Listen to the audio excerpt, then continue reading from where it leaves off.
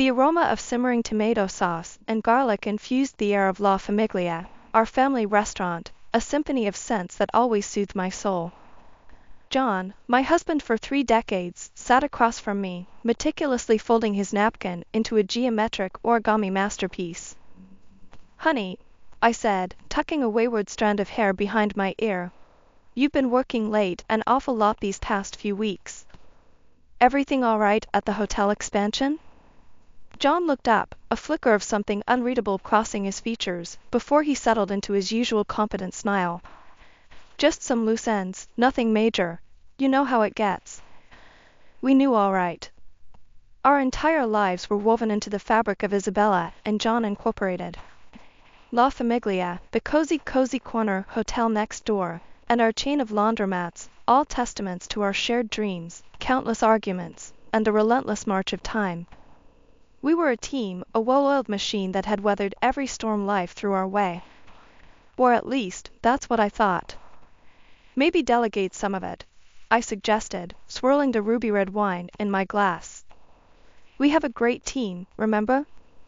John chuckled, the sound lacking its usual warmth. "Relax, love. Everything's under control. Besides," he leaned in conspiratorially, his voice dropping to a husky whisper, "I might have a surprise for you soon." Intrigue sparked in my chest, momentarily pushing aside the nagging suspicion that had been growing like a weed in my gut. "A surprise, huh? Don't leave me hanging." John winked, a mischievous glint in his eye. "Not just yet. Let's just say you deserve a little and R after slaving away for all these years." The following weeks were a flurry of activity. John orchestrated everything, flights, reservations, even hiring extra help at the laundromats. The surprise, it turned out, was a solo trip for me. A whole month in South Africa, a country I'd dreamed of visiting for years. "Just you and some well-deserved relaxation," John had explained, his eyes holding a warmth that had been absent lately. "No work, no worries, just you and the breathtaking scenery." The day of my departure arrived. John, looking oddly nervous, helped me into the cab. As I pulled away from the curb, I cast a final glance at our house, bathed in the golden hues of the afternoon sun. South Africa unfolded like a breathtaking tapestry before me. I documented it all on social media, a relentless stream of photos chronicling my solo journey. Back home, John's "missing you" texts felt hollow, but I pushed it down, attributing it to the stress of running the businesses alone. Finally, after a month of exhilarating freedom, I came back home, ready to return to the familiar rhythm of life. Stepping off the plane, the first thing I did was switch on my phone. A torrent of messages flooded my inbox, friends oohing and awing over my pictures, John's usual "welcome back" text conspicuously absent. A knot of unease tightened in my stomach. Dismissing it as jet lag, I hailed a cab and headed home. The familiar street, lined with towering oak trees, brought a wave of comfort. But as I approached the house, a sickening feeling washed over me. My key wouldn't turn in the lock. Panic clawed at my throat. I jiggled the handle, shoved the key in again, frustration building with each failed attempt. Finally, pulling out my phone, I dialed John's number. It rang once, twice, then a cold voice answered the phone. "Hello?" "John, it's me, Isabella," I stammered, my voice tight with confusion. "Why won't my key open the door?" A beat of silence followed, then a sigh. "Isabella, look, there's no easy way to say this." John's voice, usually warm and comforting, was flat and emotionless. "I sold the house." The words hit me like a physical blow. "Sold the house? What are you talking about?" My voice cracked with disbelief. "Without even discussing it with me?" Another sigh, tinged with what sounded like annoyance. "There's a lot to unpack here, honey. Look, the truth is, I filed for divorce. We need to split things up." The phone almost slipped from my grasp. "Divorce? John, what are you saying?" Tears welled up in my eyes, blurring my vision. "We've been married for 30 years. "I know, honey, I know," John said, his voice softening a touch. "But things change. I met someone, younger, and well. He didn't need to finish the sentence. The truth, ugly and raw, slammed into me. The missing texts, John's distant behavior, it all clicked into horrifying place. Someone younger, huh? I repeated, my voice laced with bitterness. And who might that be? Another pause, this time filled with an uncomfortable tension. It doesn't matter, Isabella. The important thing is, we need to move forward. The business will be split in half. You get the laundromats, and I'll keep La Famiglia and the hotel. The laundromats? That's all I get? Fury bubbled up inside me, hot and volatile. After all these years? The call ended abruptly, leaving me standing in the parking lot, the phone clutched in my hand like a useless relic. With trembling hands, I knocked on the door, the one that no longer belonged to me. This time it swung open a moment later. Standing in the doorway, a smug smile plastered across her face, was a woman I vaguely recognized, John's secretary, Sarah, clad in a skirt that defied the laws of physics, and a top that screamed, bought on impulse. She looked like a caricature of everything I wasn't, young, blonde, and possessing a kind of airhead competence that grated on my nerves. Isabella, she drawled, her voice dripping with fake sympathy. John mentioned you were coming back today. Where is he? I demanded, voice tight with barely contained anger. Sarah's smile widened, a touch too sharp around the edges. Out celebrating our new life, of course. But before you get any ideas, she added, her tone turning pointed, this house belongs to me now. She flourished a key in front of my face, the glint of metal mocking me. And him too, I suppose, I spat, unable to hold back the bitterness that stained my voice. Sarah's smile faltered for a second, a flicker of something akin to disgust crossing her heavily made-up face. But it was quickly replaced by a smug grin. Thanks for the well wishes, honey, she said, her voice laced with a condescending sweetness. Don't you dare call me honey. Gold digger, I growled, pushing past her into the house. The familiar space, once a haven of comfort, now felt alien. John's belongings had vanished, replaced by cheap, gaudy furniture that screamed Sarah's gaudy taste. Sarah's carefully constructed facade crumbled. Her eyes narrowed, and a vicious glint replaced the fake sweetness. Watch your mouth, old lady, she hissed, her voice surprisingly low and dangerous. For a moment, we stood there, locked in a silent battle of wills. Finally, Sarah broke the silence, her voice regaining its saccharine quality. Look, honey, she said, feigning concern. The cops are on their way to escort you out. John wouldn't want any trouble. The cops? I scoffed, disbelief momentarily overriding my anger. This is my house. Not anymore, sweetie, Sarah purred, stepping closer. Now get out before I have you removed. With a last glare at Sarah, I stormed out of the house, slamming the door with enough force to rattle the windows. Tears stung my eyes, a mixture of hurt and anger threatening to spill over. But I wouldn't give Sarah the satisfaction of seeing me cry. John might have taken the house, but he wouldn't break me. Taking a deep breath, I pulled out my phone, the screen illuminating my tear-streaked face. The dial tone buzzed in my ear, a lifeline thrown across the miles. It was Ethan, my son, the architect building his own life in another city. Hearing his familiar voice, rough with sleep but laced with concern, was a balm on the rawness of my emotions. Tears streamed down my face as I poured out the story, John's betrayal, the house, the whole damn mess. Ethan's stunned silence was almost deafening. When he finally spoke, his voice was tight with anger.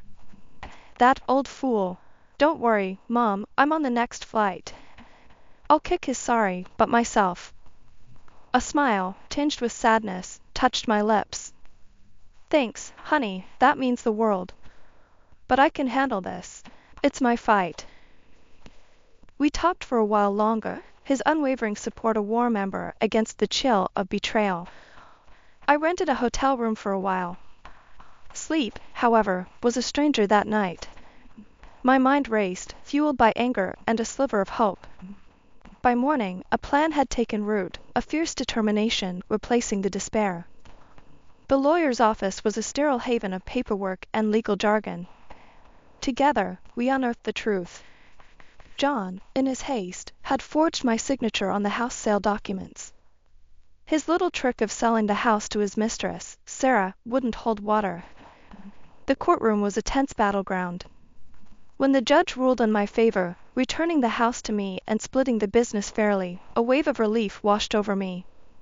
It wasn't a complete victory, the laundromats paled in comparison to the hotel and restaurant John kept, but it was a start. The key felt heavy and satisfying in my hand as I approached the house. The front door swung open before I could even knock. There they stood, John and Sarah, faces stormy with frustration. John opened his mouth to speak, but the words died on his lips. "Shouldn't you two lovebirds be somewhere else celebrating your new life?" I asked, my voice laced with steely sarcasm. John sputtered, his face morphing between rage and disbelief. Sarah, her carefully applied makeup cracking, threw me a venomous look. "You won't get away with this," she hissed. I simply shrugged. "Actually, honey, I already have." 2 months had passed since the courthouse victory, and tonight, I was the guest of honor at the annual City Hope Charity Gala. Stepping out of the limousine, I took a deep breath, the cool night air tingling on my skin. Diamonds sparkled at my throat, a glittering shield against lingering vulnerability. Then I saw them. John and Sarah, a grotesque tableau of arrogance in the doorway. "Isabella," John drawled, his voice dripping with a false cordiality that made me want to spit. Looking, well. He didn't actually believe that, of course. Revenge, a dish best served cold, simmered in my veins. "John," I replied, my voice cool and controlled. "Try harder." He opened his mouth to retort, but I cut him off. "Don't worry," I said, my gaze flickering to Sarah. "You have each other now. A perfect match of shallowness." John's smile faltered for a second, then he puffed out his chest. "At least I have a young wife," he declared loudly, his voice aimed more at the gathering crowd than me. "Someone beautiful, unlike—" He didn't finish the sentence, but the implication hung heavy in the air. Murmurs rippled through the crowd. A flicker of anger sparked within me. Time for a little public education. As I was escorted towards the stage, the microphone felt heavy in my hand, a weapon more potent than any diamond. "Good evening, everyone," I began, my voice ringing out clear and strong. "Many of you know me as a businesswoman, but tonight, I want to share a different story, a story about betrayal, resilience, and ultimately, hope." Taking a deep breath, I recounted the events of the past few months, the locked door, the forged signature, the fight for what was rightfully mine. A hush fell over the audience, their eyes glued to me. "And that's why," I concluded, my voice steady, "I'd decided to use my experience to help other women caught in similar situations. Tonight, I'm announcing the launch of the Isabella Foundation, a safe haven for women facing financial hardship due to divorce or separation." The room erupted in applause, a wave of support washing over me. John, his face flushed with humiliation, shrunk back into the shadows. Sarah, her carefully constructed facade crumbling, looked like a storm cloud about to burst. The charity gala had been a turning point. John and Sarah slunk away, like scolded puppies, but their defeat was far from sweet. The next few days were a living hell. My phone buzzed incessantly with a barrage of vile texts from Sarah, each message a venomous attack on my looks, my age, anything she could dredge up to try and hurt me. Ignoring the digital bile, I called John. "Get your mistress under control," I demanded, my voice laced with steel. John's response was a cold laugh. "You made your bed, Isabella. Now lie in it." That callous response was all the confirmation I needed. John wasn't just content with leaving me, he actively wanted to see me fail. Fine, two could play that game. John had kept the flashier La Famiglia restaurant, while I ended up with the chain of laundromats. Not exactly a fair split, but I wasn't about to let it break me. Digging deep, I sold a few of the less profitable laundromats. With the cash, I did some intel gathering and discovered that surprise, Sarah was now managing La Famiglia. A slow smile spread across my face. It was time for some good old-fashioned competition. Right next door to La Famiglia, a dusty old diner was up for sale. It wasn't much to look at, but the location was perfect. This was going to be my redemption song. The diner underwent a metamorphosis. Gone were the greasy booths and chipped mugs. In its place emerged a vibrant, modern eatery, Isabella's Kitchen. I poached most of John's best staff. Turns out, they weren't exactly thrilled about working for a screeching banshee like Sarah. I knew La Famiglia's weaknesses: overpriced, outdated menu, and terrible online presence. Isabella's Kitchen offered a fresh, seasonal menu at competitive prices. We launched a sleek website with online ordering and a generous loyalty program. The grand opening was a roaring success. The place buzzed with energy, a stark contrast to the gloomy silence next door. Word of mouth spread like wildfire. Customers who used to frequent La Famiglia for lack of options now had a superior choice. Sarah, predictably, showed up at my door, a screeching harpy demanding to see a manager. The security guard, a burly ex-Marine I'd hired, took one look at her and politely suggested she take a hike.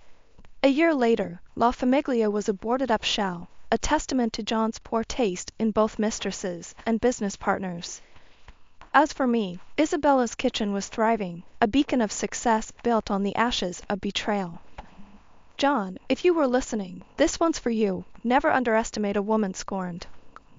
A few months later, Ethan, my architect son, burst into my office, a glint of mischief in his eyes. We'd grown closer since my whole rebirth ordeal, and his visits were always a welcome break from the daily grind. This time, though, the news he carried was unusual. "Mom," he began, lowering his voice conspiratorially, "guess what the city's planning?"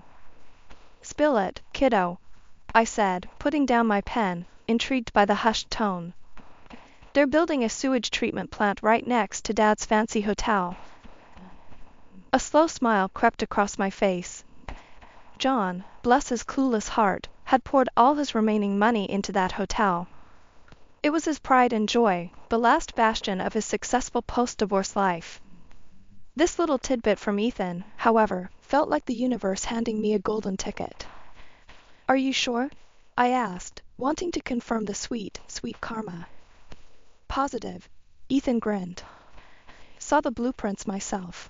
Apparently, it's prime location for these treatment things. Not exactly the view Dad was banking on for his luxury experience."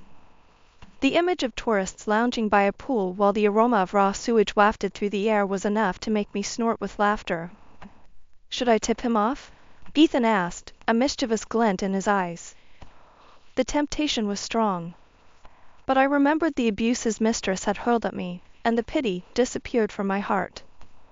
"Nah," I said, a steely glint entering my own eyes. "Let him stew in his own ignorance. This one's on him." John, ever the gambler, had also taken out a hefty loan to expand the hotel, further tying himself to the sinking ship. The news about the sewage plant hit the local news a few months later, causing a predictable public outcry. Tourists canceled reservations in droves, and John's once gleaming hotel became a ghost town. One morning, I woke up to news that the hotel had officially shut down. John, drowning in debt and a bitter taste of defeat, had vanished. My heart didn't exactly do a victory dance. After all, the man was still the father of my son, but a sense of quiet satisfaction settled in. Karma, it seemed, had a wicked sense of humor. Isabella's Kitchen, meanwhile, was thriving. Life, it seemed, had a funny way of balancing the scales. John may have gotten his young wife, but I got the last laugh, and a thriving business, to boot.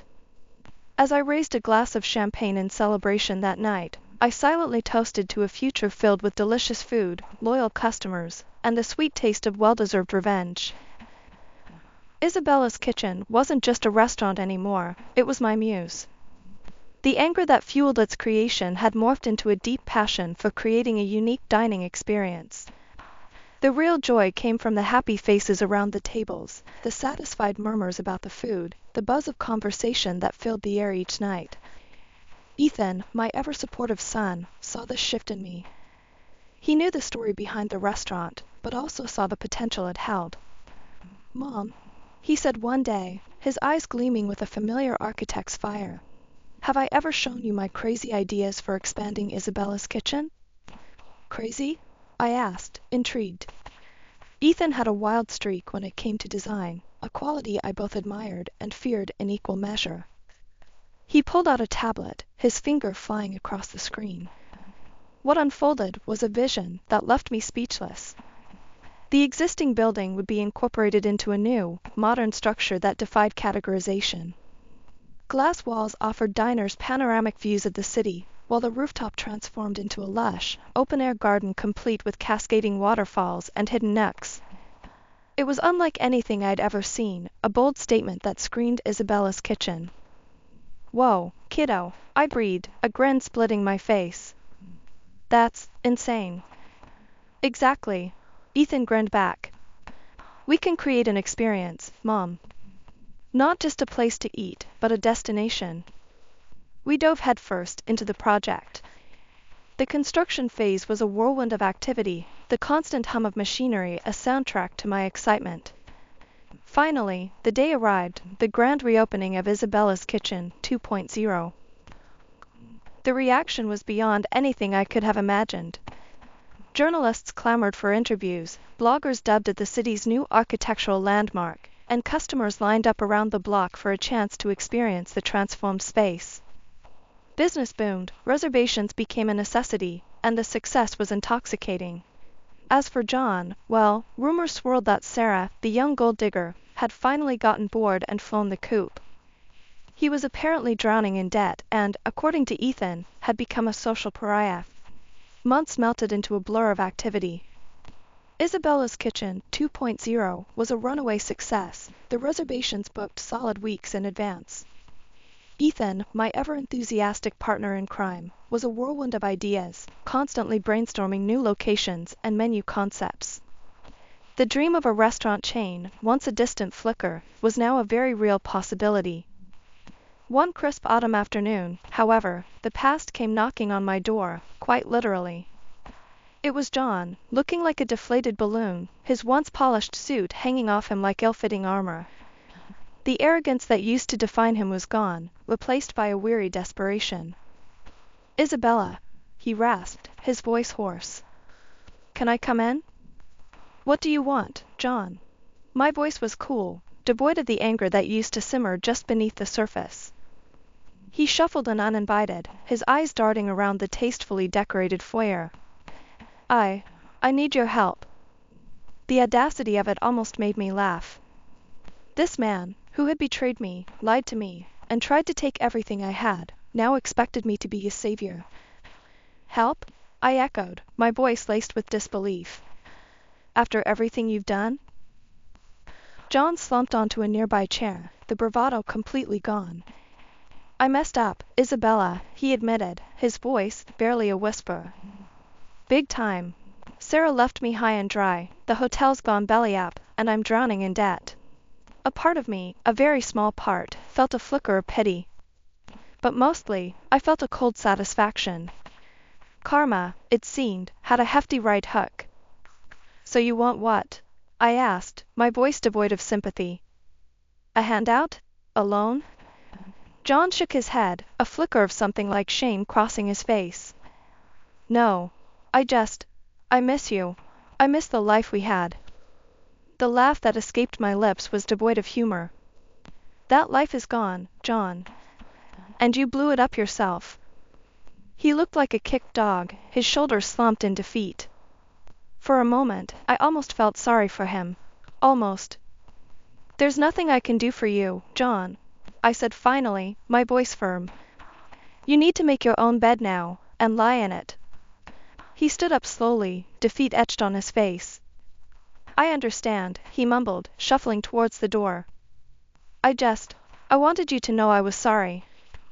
"Sorry doesn't fix things, John," I said, the last vestige of pity evaporating. It never did. He nodded, his face a mask of misery, and stepped out into the cool afternoon air. I watched him go, a strange sense of peace settling over me. Life, it seemed, had a funny way of working itself out. Standing there, the scent of success swirling around me, I knew one thing for certain: never give up on yourself, fight for what's yours, and never underestimate the power of a good revenge dish, served piping hot with a side of self-made success.